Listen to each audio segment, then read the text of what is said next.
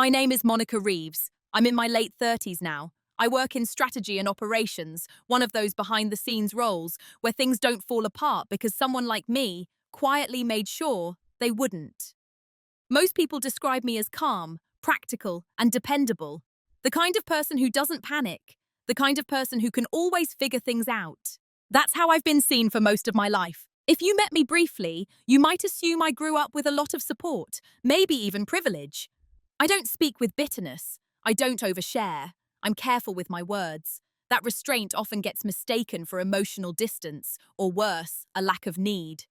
People tend to underestimate how deeply I feel things, because I learned early that reacting didn't change outcomes, but observing did. This story isn't about anger. It isn't about revenge. And it definitely isn't about shouting matches or cutting people off dramatically. It's about something quieter than that. It's about emotional math. About what happens when favoritism doesn't bother hiding, and everyone involved pretends not to see it because acknowledging it would be uncomfortable. My parents gave my brother $300,000 for a house and told me to figure it out. When people hear that sentence, they often react immediately. Some get angry on my behalf, some try to explain it away. But that moment didn't come out of nowhere. It was simply the most visible expression of a pattern that had been in place for decades. This story doesn't begin with money. It begins with roles. It begins with who was seen as fragile, who was seen as promising, and who was seen as capable enough not to need much attention. It begins with praise that always landed somewhere else, and responsibility that always landed on me. No one was openly cruel. No one thought of themselves as unfair. And that's exactly why it lasted as long as it did. Over the course of this story, I'm going to talk about what it's like to be the reliable one in a family system that rewards dependence. What it does to you when your stability becomes an excuse for neglect. And how silence, when it stops being fear-based and starts being intentional, can quietly shift the balance of power. I'm not sharing this to embarrass my parents, and I'm not sharing it to villainize my brother. I don't believe in turning real people into simple antagonists. I'm sharing this because so many people live inside similar dynamics without ever being able to name them. Because favoritism doesn't always look dramatic. Sometimes it looks reasonable, sometimes it looks logical, sometimes it sounds like praise. You're strong! You'll be fine. You don't need help as he does. I'll be honest about what I missed for a long time. I'll be honest about the moment my perspective changed. And I'll be honest about the consequences, because quiet decisions still have real effects, even when no one hears them being made. Before we go any further, I want to ask you something, calmly, without pressure. Have you ever been the person everyone relied on, while quietly realizing no one was checking whether you were okay? To my parents, I was the easy child. That wasn't an insult. In fact, it was usually said with a kind of relief, sometimes even pride. I did well in school without being pushed. I didn't get into trouble. I didn't ask for much. I learned early how to read a room, how to sense when stress was high and needs were already overflowing. So I adjusted myself accordingly. I became low maintenance before I understood what that meant. My brother, on the other hand, was always described with more urgency. He was sensitive. He needed guidance. He needed encouragement. When he struggled, it was seen as a call to action. When I succeeded, it was treated as confirmation that I didn't need much attention at all. No one ever said, "We love him more." They didn't have to. Favoritism didn't bother hiding. It just wore reasonable clothes. If my brother forgot something important, there was a conversation, sometimes a family meeting. If I handled something quietly on my own, it barely registered. I don't remember anyone asking me how I managed so much so early. They just assumed it came naturally. That assumption followed me everywhere. At family gatherings, relatives would pat my shoulder and say things like, "Monica's always been so independent," as if that trait had appeared in a vacuum. As if independence wasn't often forged by necessity. As if it hadn't been practiced repeatedly, in small moments where asking for help felt like an inconvenience to others. I became useful, dependable, predictable. If something needed organizing, I did it. If someone needed help filling out paperwork, I did it. If there was emotional tension in the room, I absorbed it by staying calm. I learned how to smooth situations over without drawing attention to myself. Being competent became my currency. And competence, I learned, is rarely rewarded with care. My parents trusted me. That trust sounded flattering, but it came with an unspoken expectation. I would not add to their load. I would not complicate things. I would not need more than they were already giving elsewhere. When decisions were made, especially financial ones, I noticed something subtle. Discussions about my brother included words like support, investment, and future.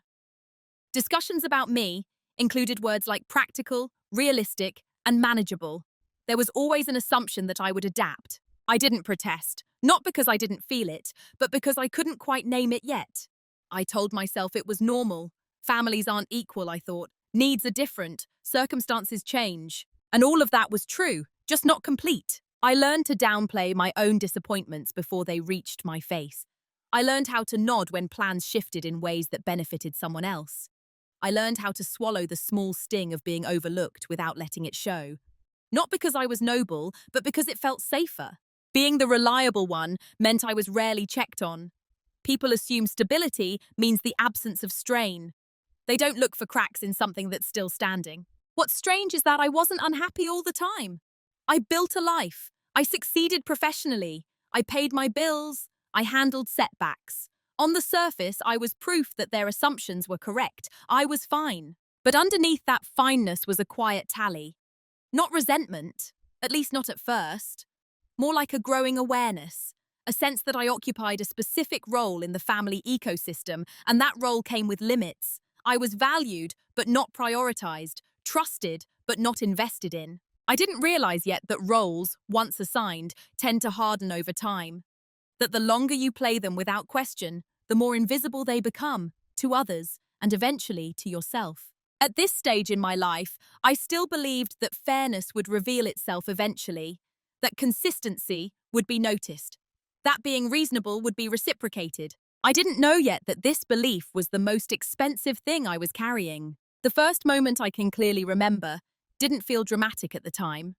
That's what made it easy to dismiss. I had just finished graduate school. Nothing flashy, no ceremony my parents flew in for, no big family dinner, but it mattered to me. I'd worked full-time while studying, paid most of it myself, and graduated without debt. I didn't announce it loudly. I just assumed it would register. A few weeks later, we were all sitting around the kitchen table at my parents' house. My brother was talking about a job opportunity that hadn't worked out. He was frustrated, discouraged, spiraling a little. My parents leaned in, asked questions, and reassured him. They talked about options, possibilities, safety nets. At some point, my mother turned to me and said, almost casually, "Well, Monica's always been good at landing on her feet." That was it. No follow-up, no curiosity, no "how was school" or "what's next for you?" Everyone nodded, including me. It was such a small moment that I almost missed it. But something about it stayed with me.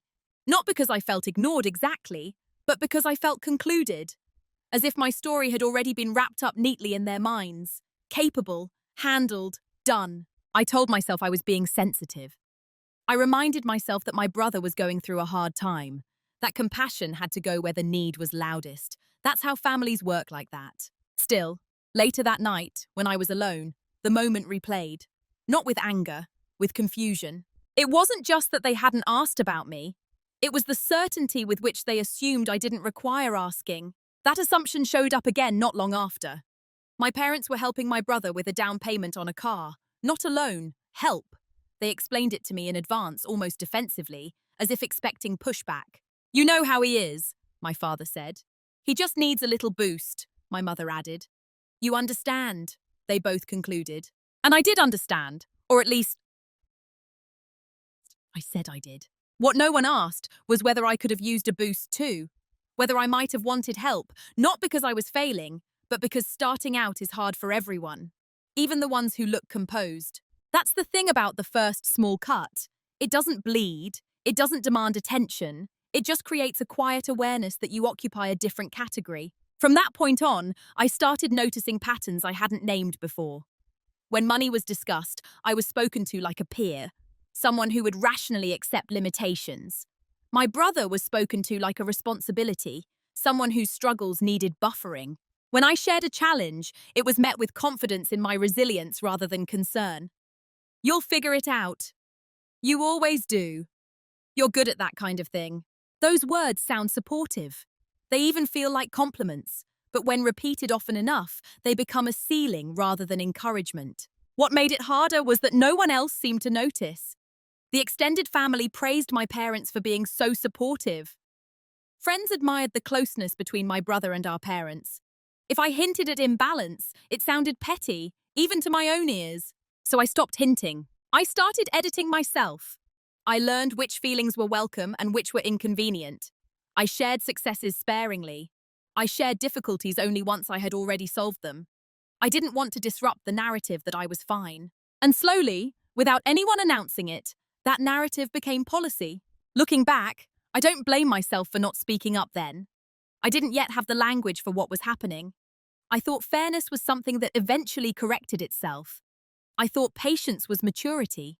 I didn't know yet that unspoken roles, once accepted, don't fade on their own.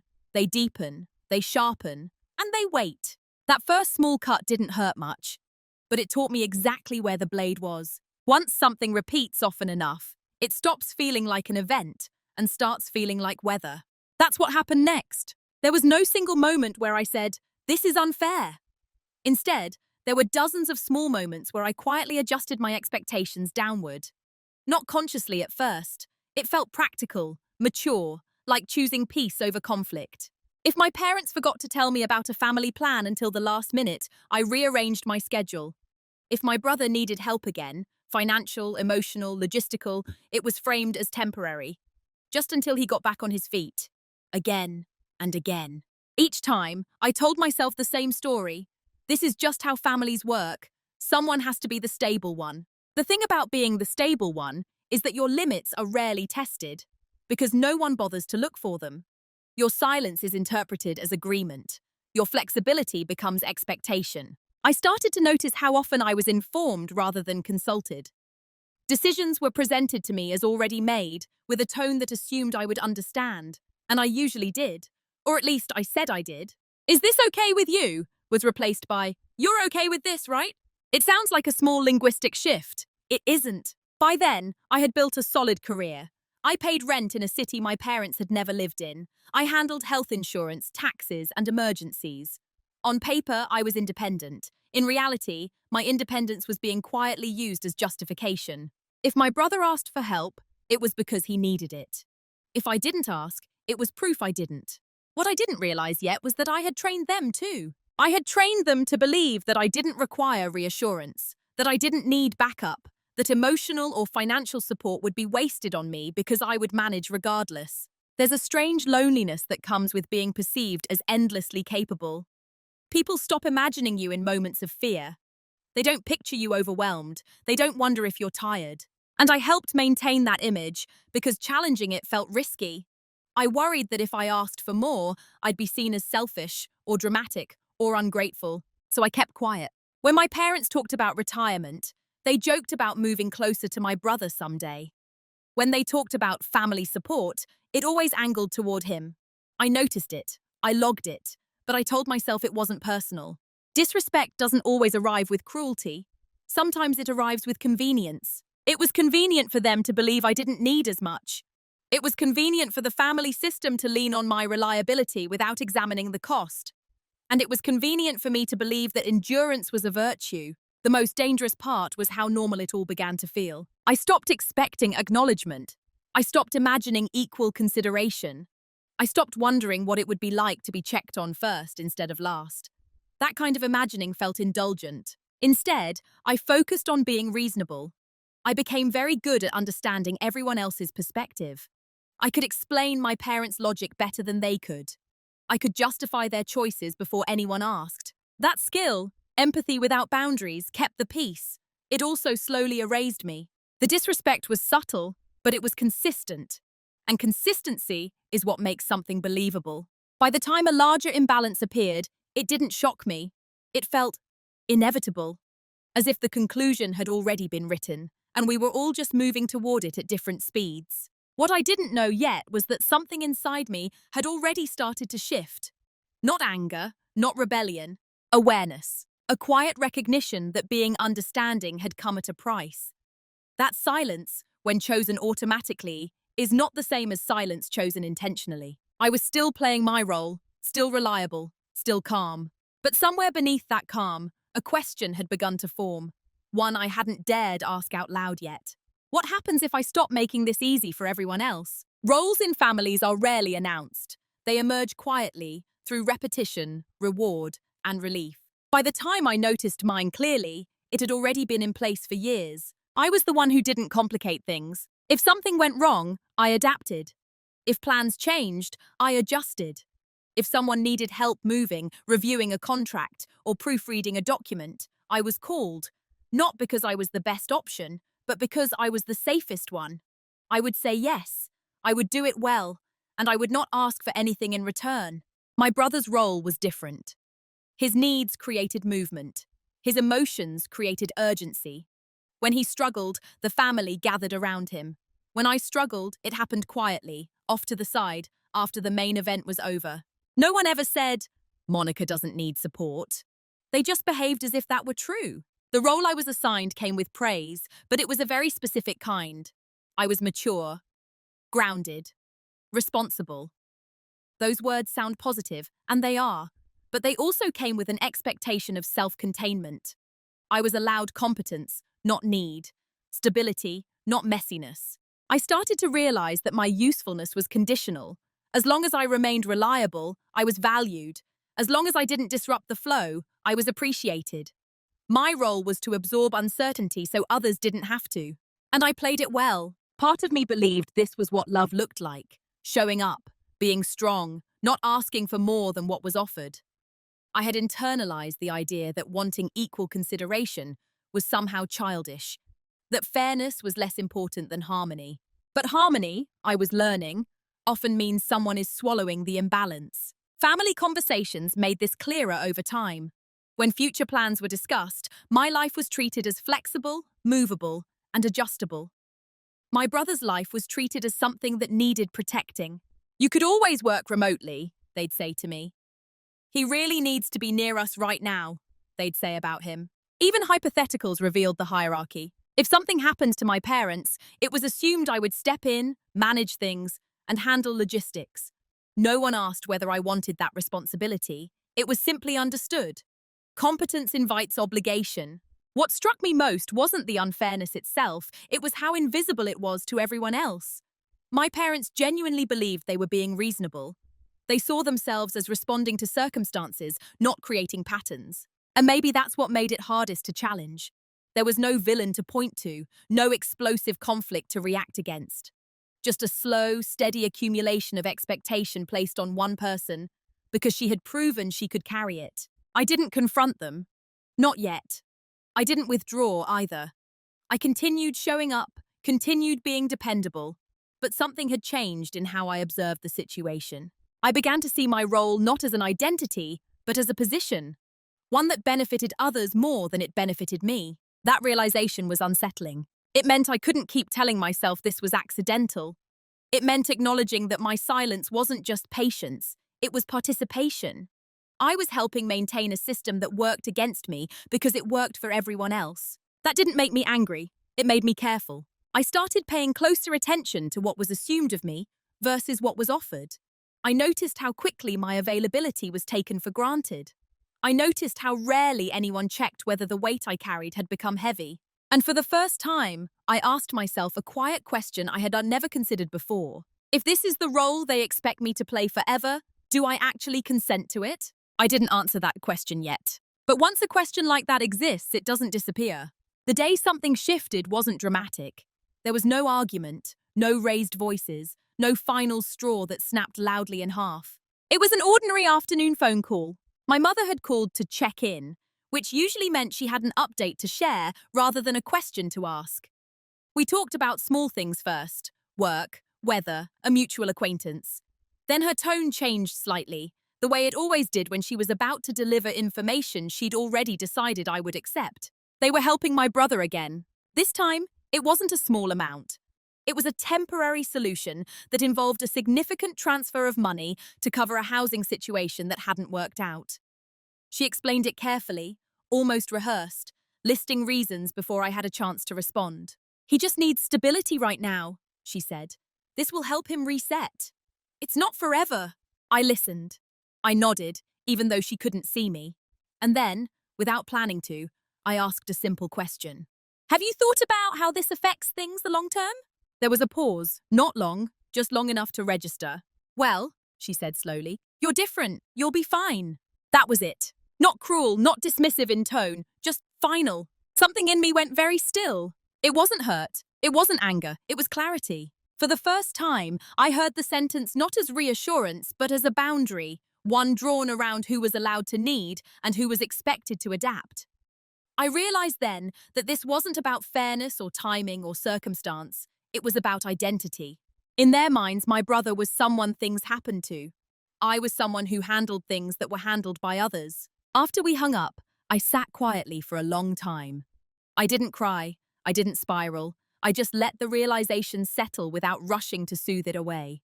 This was not a misunderstanding. This was the system functioning exactly as designed. What shifted that day was not my behavior, but my loyalty to the narrative I had been telling myself. The idea that if I stayed reasonable long enough, balance would emerge on its own. The idea that being low maintenance was a temporary state, not a permanent assignment.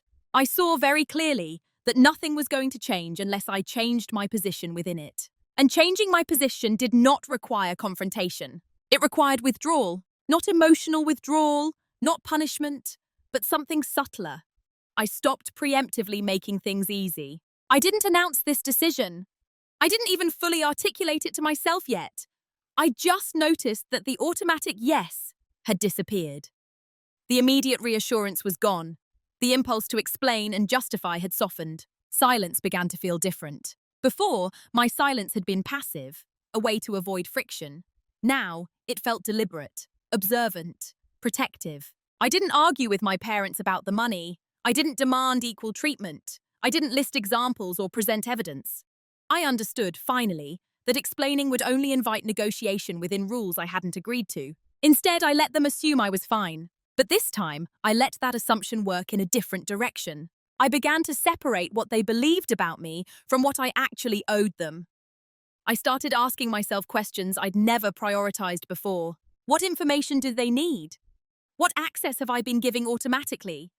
What happens if I don't volunteer to carry things that were never mine? There was no satisfaction in this shift, no sense of triumph, just a quiet, steady resolve. I didn't feel powerful. I felt awake. And once you're awake to a pattern, you can't unsee it. You can only decide whether you continue participating. That afternoon didn't change my family. It changed me. After that day, nothing on the surface looked different. I still answered calls. I still showed up for the holidays. I still asked about everyone's health, work, and plans. From the outside, I was the same moniker I had always been. Calm, polite, reasonable. But internally, silence had changed its meaning. Before, I stayed quiet because I didn't want to cause discomfort. Now, I stayed quiet because I was listening, closely, intentionally. I stopped filling in gaps with reassurance. I stopped smoothing over awkward pauses. I let conversations land where they landed. It was surprising how much people reveal when you stop helping them maintain their own narratives. When my parents talked about finances, I didn't nod automatically. I didn't rush to say, I get it.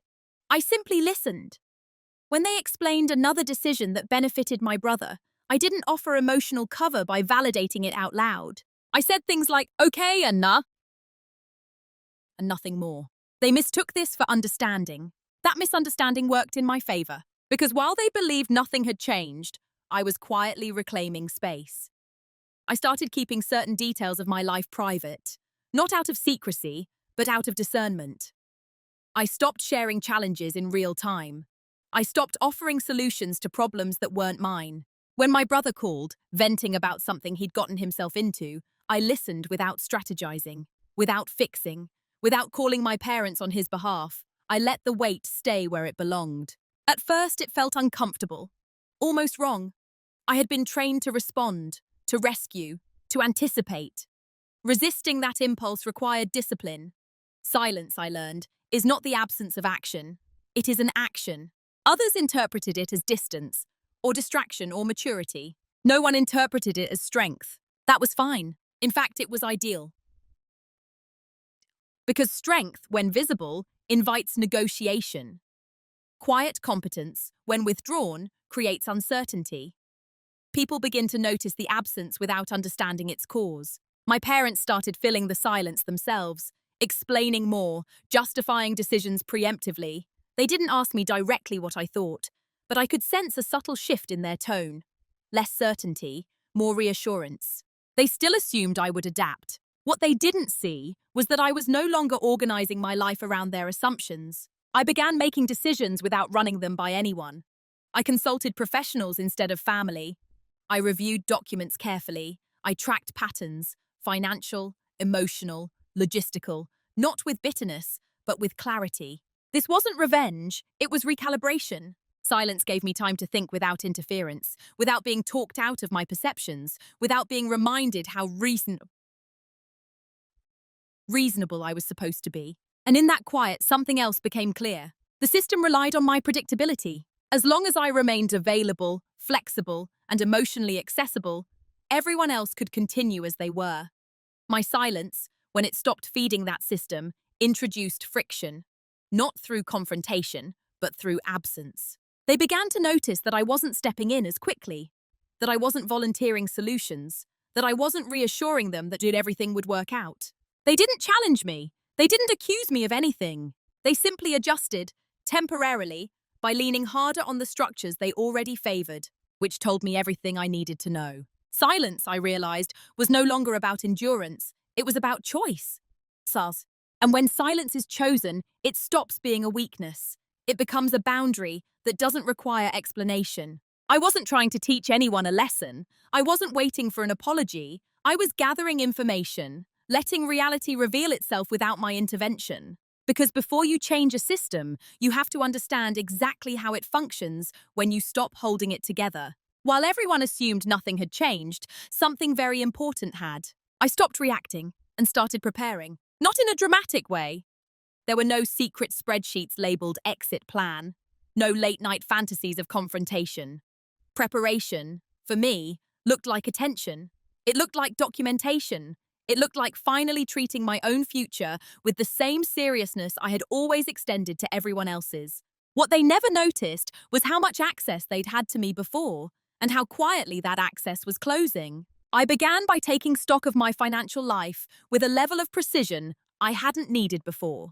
Not because I was irresponsible, but because I'd never had to think in terms of insulation. I had always assumed emotional support would be available if things went wrong. Now I assumed neutrality at best. That assumption changed everything. I increased my emergency fund beyond what most advisors recommend. I consolidated accounts. I updated beneficiaries. I reviewed insurance policies and made sure no one else's expectations were embedded in them. I didn't tell my parents any of this. There was no reason to.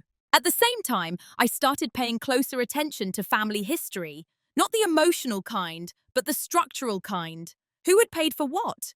Who was listed on which documents? Who had informal agreements that had never been written down? I wasn't hunting for wrongdoing. I was mapping reality. What I saw was a pattern of generosity that flowed in one direction and an assumption that flowed in mine. I also began documenting conversations. Not in a paranoid way, just brief notes after significant calls. What was said, what was promised, what was implied. Over time, those notes told a story far more consistent than any single memory. It became clear that my parents' long-term planning assumed two things: that my brother would need continued support, and that I would not need any at all. Which meant they had already made decisions for me without consulting me. That realization didn't make me angry. It made me careful. I sought professional advice, not because something was wrong, but because I wanted to understand my position without emotional bias. I talked to a financial planner, later a lawyer, not about conflict but about contingencies. I framed everything in practical terms. What happens if someone gets sick? What happens if assets are distributed unevenly? What happens if expectations aren't aligned? The answers were informative. What I learned was that silence doesn't just create emotional distance. It creates legal ambiguity. And ambiguity, when paired with assumptions, almost always benefits the person who has already been receiving more. I also noticed something else they never did. My brother didn't notice either. He was still used to things being handled for him, still assuming there would be a safety net, still unaware of how much emotional and logistical labor I had quietly absorbed over the years to keep things running smoothly. When I stopped doing that, nothing collapsed immediately, which is why no one panicked. Systems rarely break all at once, they weaken first. Meanwhile, my life began to feel lighter, not because things were easier, but because I was no longer carrying weight that wasn't mine. I slept better. I felt less braced, less alert to other people's emergencies. Preparation gave me something I hadn't had before: options. I wasn't planning to disappear. I wasn't plotting retaliation. I was creating the ability to choose my level of involvement without consequence. And that's the kind of power that doesn't announce itself. The most important thing they never noticed, though, was internal. I stopped waiting to be chosen. I stopped hoping that fairness would emerge if I just stayed patient a little longer. I stopped interpreting neglect as a temporary oversight. Instead, I accepted a hard truth. People often build futures that reflect who they believe will be there to absorb the risk. I was no longer willing to be that invisible absorber. By the time they sensed something was different, it was already too late to understand how long it had been in motion.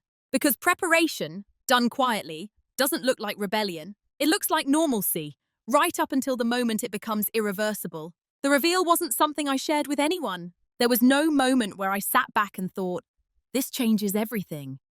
It arrived slowly, through a series of confirmations that all pointed to the same conclusion. And when it finally settled, it didn't feel triumphant. It felt clarifying. What I privately discovered was not a secret someone had hidden from me, but a leverage I had never recognized as leverage before. It began with the professional advice I'd been gathering. Not dramatic counsel, just calm explanations of how things work when expectations are informal and roles are assumed. I learned how often families mistake goodwill for structure and how that confusion usually resolves itself when pressure appears. Pressure always reveals design. I realized that my parents' plans, spoken and unspoken, relied heavily on my continued availability. Not financially, at least not directly, but logistically, administratively, emotionally. I was the contingency they never wrote down. If something went wrong, I would step in. If something became complicated, I would manage it. If someone became overwhelmed, I would smooth it out. And because that role had never been formalized, I was free to step out of it. That was the reveal. I wasn't trapped by obligation. I was participating by habit. The more I sat with that realization, the calmer I became. Not detached, just grounded. I stopped framing my situation as something being done to me and started seeing it as something I had been enabling without realizing it. Leverage doesn't always look like power over others. Sometimes it looks like power away from a system that depends on your silence. I began noticing how often my parents referenced what we'll do when the time comes, without specifying who we included. The assumption was always that I would be there, that I would help navigate decisions, I would coordinate with my brother when things became difficult. But none of that was required of me. It had simply never been questioned. I also realized something else, quietly and without judgment. My brother's position, his access to resources, his expectation of support, was built on the belief that someone else would always catch the overflow. That belief had a weak point. Me? If I chose not to absorb uncertainty, the system would have to redistribute it. And redistribution is where the imbalance becomes visible. I didn't rush to act on this knowledge. I didn't test it. I let it sit. There's a difference between discovering leverage and using it impulsively. I wasn't interested in forcing an outcome. I wanted to understand the full shape of what I was stepping away from. So I watched. I watched how often my parents planned around my presumed flexibility. I watched how my brother spoke about the future, as if variables would resolve themselves. I watched how rarely anyone checked whether my own plans aligned with theirs. And in watching, I felt something I hadn't expected. Relief. Because the pressure I'd felt for so long wasn't coming from overt demands. It was coming from an unspoken expectation, and an unspoken expectation has no defense once it's recognized. This was never about money. Money, not.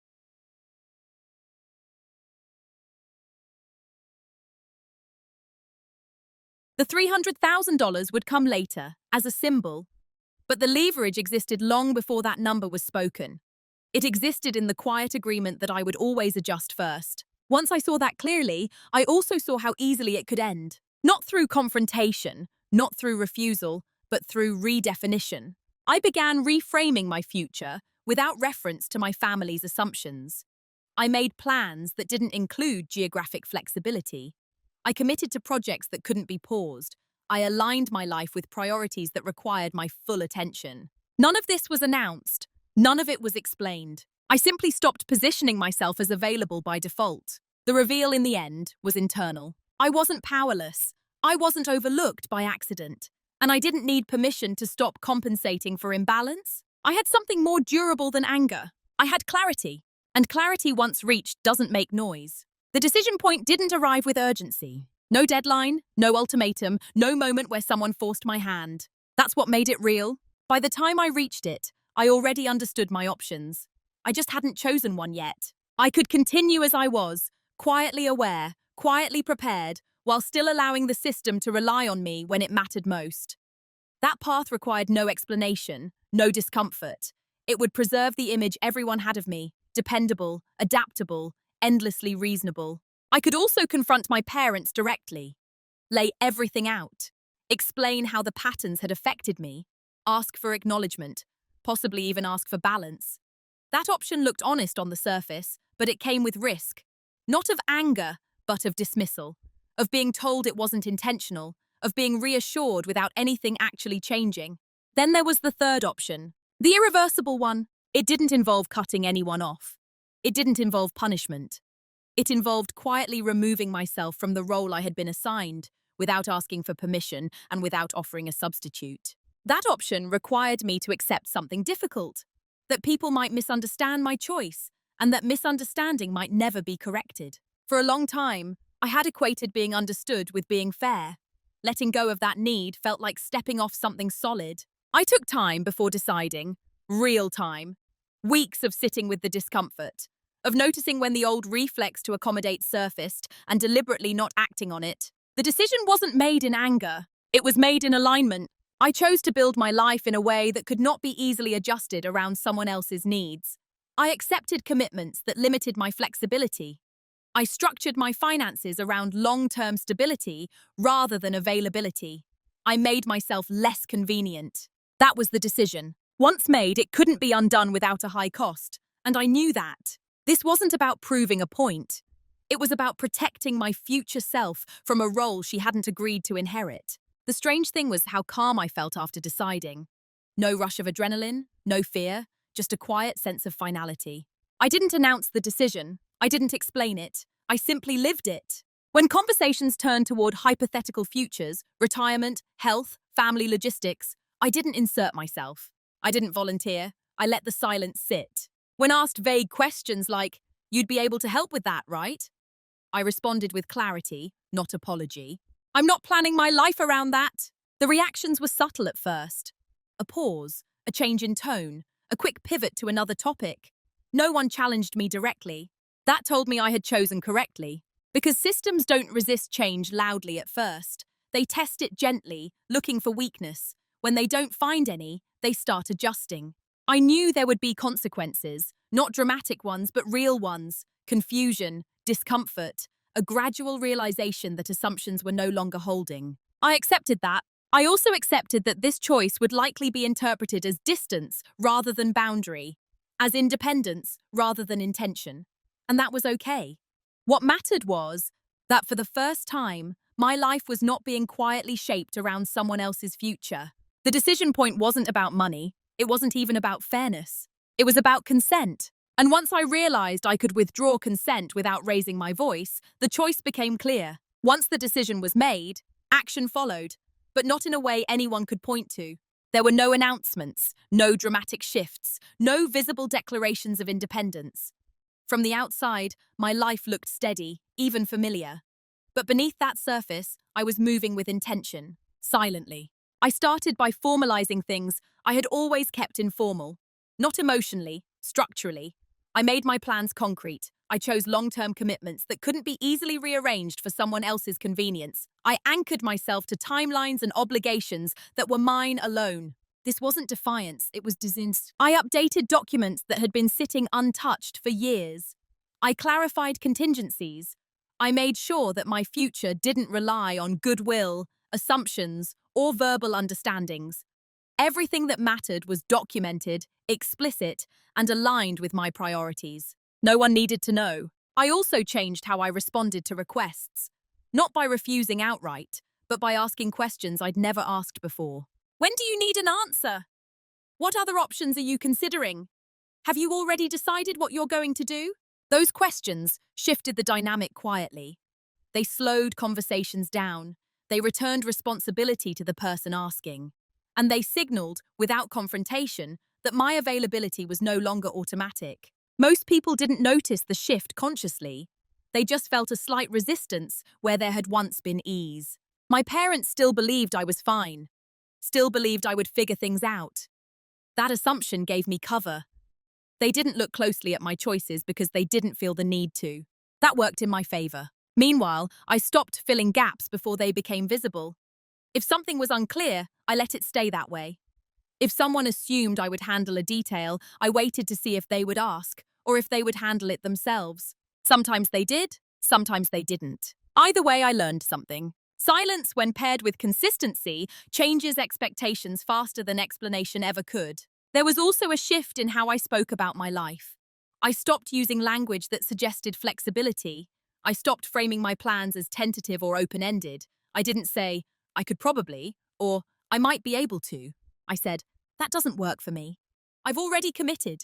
I'm not available for that. No apologies, no justifications. The world didn't end. In fact, something interesting happened.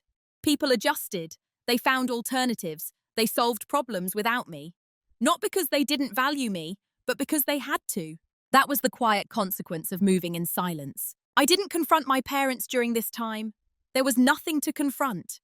They were still operating under old assumptions, and I was no longer feeding them. The imbalance didn't disappear, but it became visible. And visibility changes things. I could sense a growing uncertainty in conversations, a subtle recalibration. They began planning more carefully, asking more questions, leaning less on you'll handle it, and more on we'll figure something out. They didn't yet understand why. That understanding would come later. For now, all that mattered was this. I was no longer positioning myself as the solution to problems I hadn't created. Moving in silence isn't passive. It requires discipline. It requires resisting the urge to clarify, to explain, to soothe discomfort you didn't cause. But it also preserves something precious: autonomy. By the time anyone noticed that the dynamic had shifted, the groundwork had already been laid. The structures were in place. The expectations had begun to reset. And there was no simple way to go back. The consequences didn't arrive with drama. They arrived in confusion. At first, it showed up as small friction moments, where things that used to flow smoothly suddenly didn't. My parents began referencing plans that no longer lined up cleanly. Conversations circled back on themselves. There were pauses where there hadn't been any before. They felt it before they understood it. My brother felt it too, though differently. He noticed that things took longer now. Those solutions weren't immediate. That reassurance didn't arrive pre-packaged the way it used to. When he spoke about future uncertainties, there was less certainty in the room. No one named the shift, but everyone sensed it. My parents started asking questions they'd never asked me before. Not directly about my feelings, but about my availability. So, what does your schedule look like next year? Are you planning to stay where you are? You've been busy lately. The tone wasn't accusatory. It was searching. They were trying to locate me within a system that no longer centered me automatically. I answered honestly, but minimally. I didn't offer projections. I didn't reassure them with hypotheticals. I spoke in present terms only. This is what I'm doing right now. These are the commitments I've made. The lack of future flexibility unsettled them. For the first time, they were forced to imagine scenarios where I wasn't the quiet safety net, where responsibility didn't default to me simply because I was capable. And that discomfort had to go somewhere. It didn't turn into anger, it turned into stress. They began discussing finances more openly, sometimes awkwardly. I overheard concern where there had once been confidence. Plans that relied on assumptions now required calculation. The margin for error felt thinner. My brother responded by leaning harder into what he knew. He spoke with more urgency, more anxiety. He hadn't noticed the shift earlier because I had always absorbed the tension before it reached him. Now it reached him directly. He didn't blame me, not yet. He didn't even fully understand what had changed. He just knew that the environment felt less stable. And instability has a way of exposing who depends on whom. I watched all of this quietly, not with satisfaction, but with confirmation. The system wasn't collapsing. It was adjusting to the absence of invisible labor. That adjustment was uncomfortable because it required everyone else to carry weight they hadn't noticed before. My parents began reminiscing aloud about how things used to be, in a way that felt less nostalgic and more anxious. They referenced times when decisions had felt easier, when someone had always stepped in to coordinate, interpret, and calm. They didn't say my name. They didn't have to. What struck me most was how quickly the narrative shifted internally. They didn't frame the discomfort as an imbalance. They framed it as uncertainty. Something was missing. But instead of asking what, they kept asking how long. How long will you be this busy? How long until things settle? Those questions revealed everything.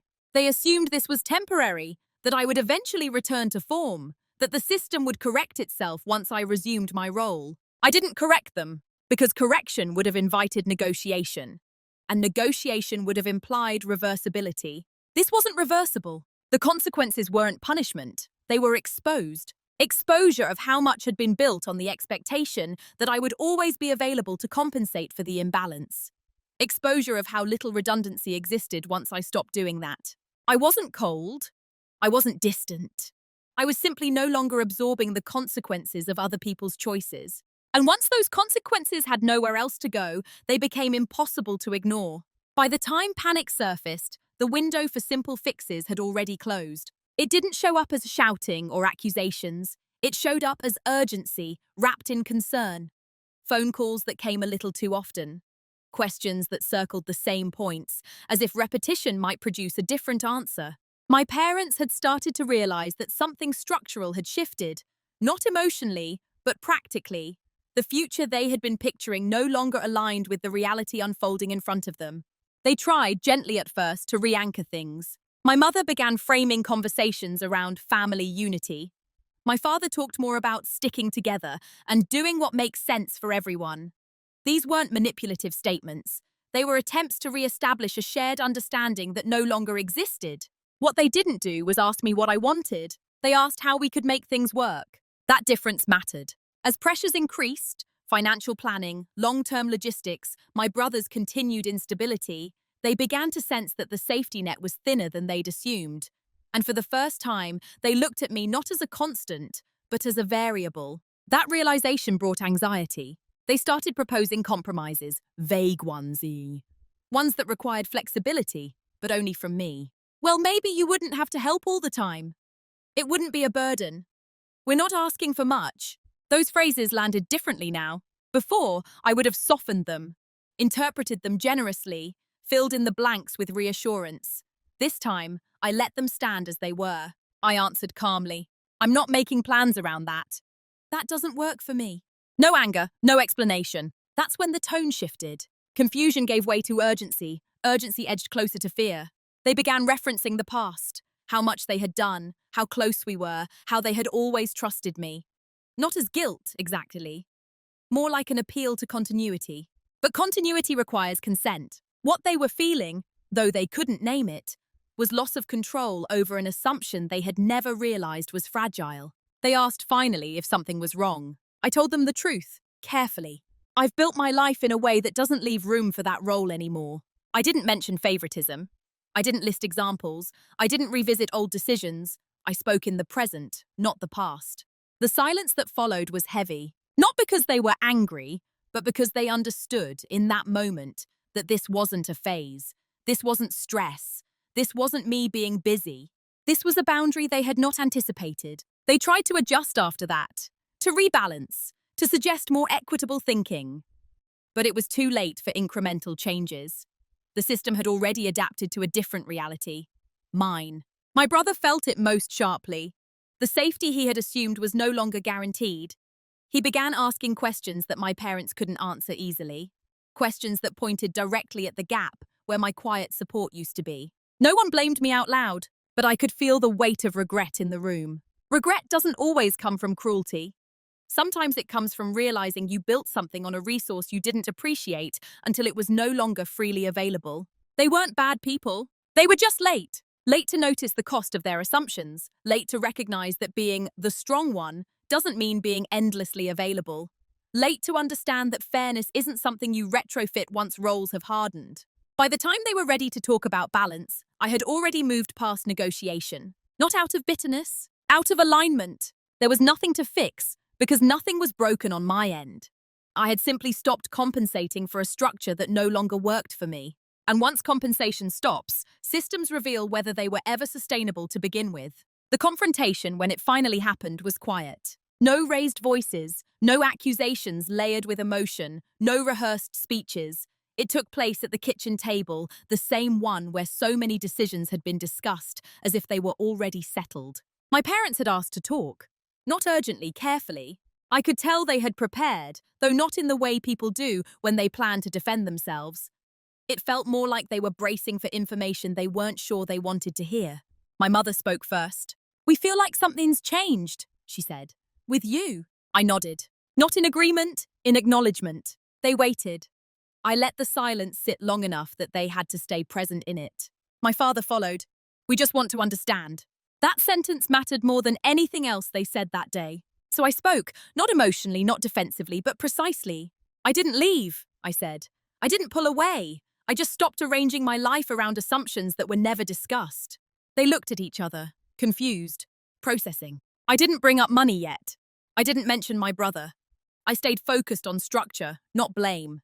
For a long time, I continued, I was treated as the person who would always adapt. That worked, until it didn't. My mother started to interrupt, then stopped herself.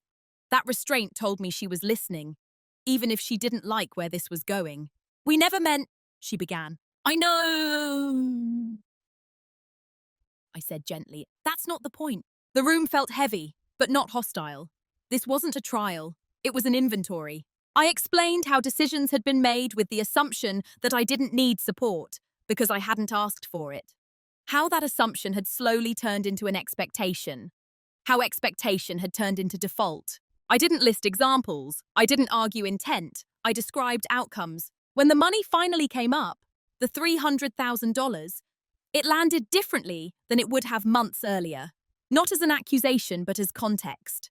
"That wasn't the beginning," I said. "It was confirmation." My father exhaled slowly. My mother looked down at her hands. They didn't deny it. That was the moment I knew the conversation mattered. There were apologies, not dramatic ones, real ones, awkward, incomplete, but sincere in their own way. They acknowledged the imbalance, even if they couldn't fully name it. What they asked next surprised me. "What do you want us to do now?" That was the question they should have asked years earlier. And my answer was simple. I don't want anything retroactively, I just want clarity going forward. I told them I wouldn't be reorganizing my life to fill gaps that weren't mine to begin with. That I cared about them, but not at the expense of my autonomy. That I was no longer available as an unspoken contingency. There was no argument, just silence. The kind of silence that follows recognition. We didn't resolve everything that day. We didn't need to. Resolution wasn't the goal. Alignment was. When the conversation ended, nothing felt triumphant, but something felt complete. I had said what needed to be said, without heat, without defense, without collapsing back into my old role. And they had heard me. Not perfectly, not fully, but enough. Who I am now looks, on the surface, a lot like who I was before. I'm still calm, still reliable in the ways I choose to be, still thoughtful, still measured. I didn't reinvent myself or burn anything down. I didn't become colder, louder, or less caring. What changed wasn't my personality. It was my position. I no longer define myself by how useful I am to others. I no longer confuse adaptability with virtue. I still help, but only where help is mutual, acknowledged, and chosen. That distinction changed everything. My relationship with my parents is quieter now, but more honest. There are fewer assumptions, fewer vague expectations floating in the background.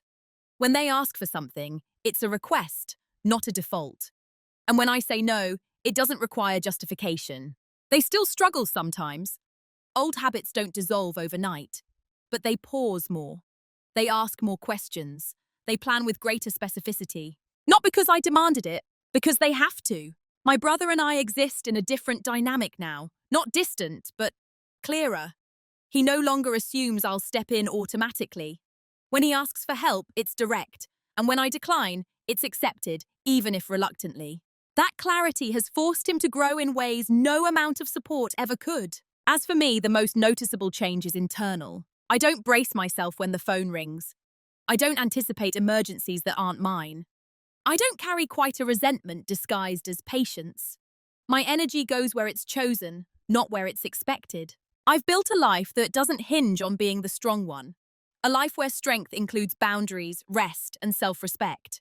And interestingly, I'm still strong, just no longer silent by default. There's a peace that comes from living in alignment with your own values, rather than performing someone else's expectations. It's not a loud peace. It doesn't announce itself. It shows up as steadiness, as confidence without edge, as the ability to be present without being consumed. I don't regret the years I spent being adaptable.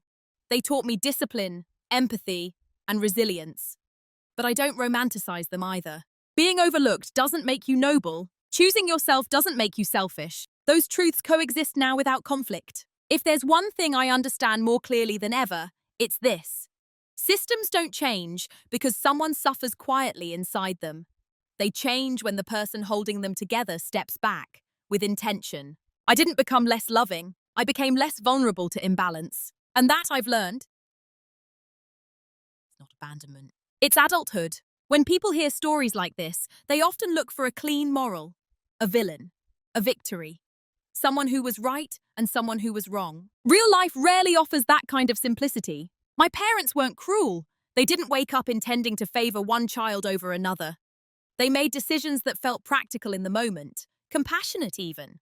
But compassion without reflection can harden into bias.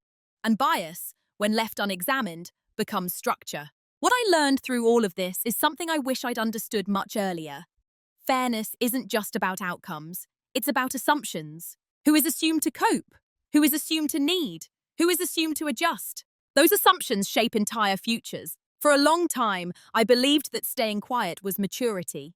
That understanding everyone else's position meant I didn't need to advocate for my own. I thought that if I remained reasonable long enough, balance would naturally appear. It doesn't work that way. Silence doesn't correct an imbalance. It stabilizes it. The shift in my life didn't come from confrontation or confrontation's aftermath.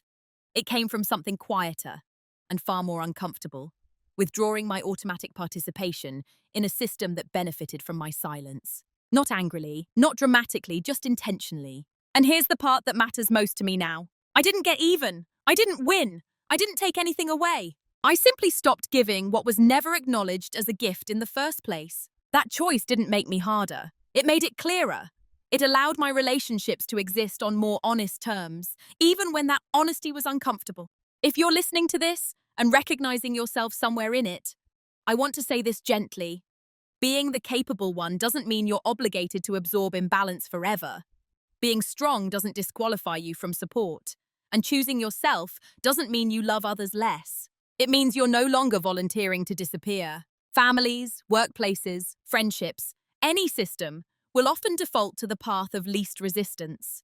If you've always been on that path, it's not your fault, but it is your responsibility to decide whether you continue to be. You don't have to shout to change a dynamic. You don't have to justify every boundary, and you don't have to wait for permission to live in alignment with your own values. Sometimes the most powerful change happens when you stop explaining and start choosing.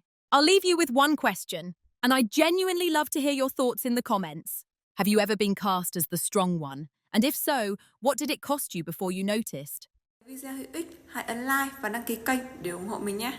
Chúng ta sẽ gặp nhau ở những video tiếp theo. Bye bye.